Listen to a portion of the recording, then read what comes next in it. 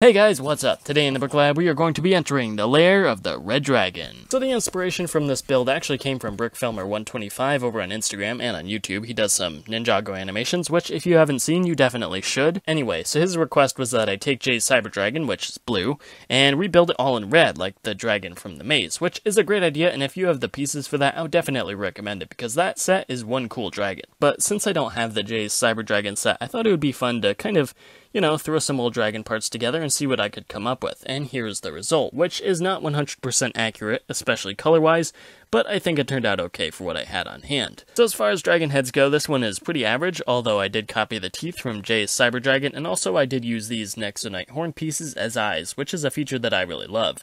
These pieces really aren't useful for much, but they do look cool with whatever you use them in. Next up we have the wings, and I copied that whole engine look here, along with the bright green translucent wings. Now, to be fair, I probably could have used those new blade pieces that we got this year with Prime Empire, but I didn't have those on hand, so instead I just stuck with these classic wing pieces, which look okay, although I probably eventually am going to swap those out. And so moving down to the tail here, this is also basically something that I stole from Jay's Cyber Dragon, right down to that whole energy blade at the tail, but I mean, it looks pretty cool, so, why not use it, right? And next up, we have the back of the dragon, and this is definitely the place that took the most innovation. As you can see here, we have this little spot, which is where the Kitana goes, where Jay can stab him and unlock the dragon amulet, or whatever it was that he got for defeating the dragon.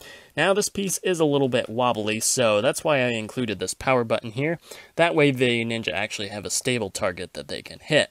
And the reason why this is so wobbly is because it's actually the trigger for the spring-loaded shooters that the dragon's body is built around, just like Jay's Cyber Dragon. Now, originally I'd used a Technic Beam instead of the single bar that's basically holding the trigger mechanism in place, but the reason why I didn't was because the bar stuck up way too much, and unfortunately it didn't do as good of a job at launching the missiles. And as you can see here, we also have some Prime Empire energy swords in the side of the body here.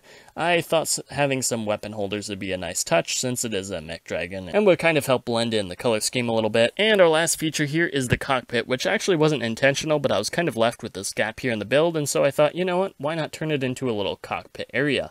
So if you want, you can just take Kai here from Prime Empire and just plug him in, and that way he gets a dragon of his own. Alright, and that is the end of Kai's Cyber Dragon. I didn't have time to do the build tutorial this week, so subscribe so you don't miss it coming out next week. I do have a couple more Prime Empire builds to get to before we conclude our Prime Empire run, so stay tuned for those. Feel free to like, comment, share, subscribe, do all that other good stuff. Also check out some of the older dragon designs that I did a couple years back, and I will see you guys next time.